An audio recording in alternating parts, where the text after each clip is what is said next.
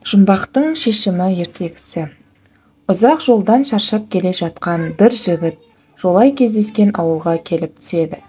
Жігіт тоқтаған үйдің иесі ақ сақалды қария екен. Сәлем беріп үйге кірген жігітке қария: "Сәлемші болсаң, жоғары шық, мысығым" дейді. Жігіт демалып жатып іштей: "Мысығы несі?" деп ойлайды. Бір уақытта әлгі қария: "Тұр, арыстаным, тамақ дайын болды" дейді жігітке. Жолаушы бұл сөзге де таңданып қалады. Тамақтанып болған соң жүруге әзірленген жігітке ақсақал: "Жолың болсын, жыршым" дейді.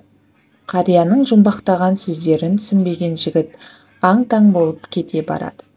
Еліне жеткен соң көпті көрген көнекөз қартқа келіп осы жайттарды баяндайды.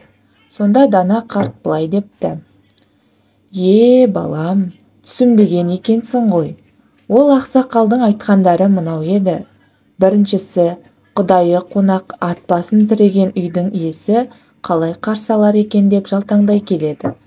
Жоғары шық, мысығым дегені сол.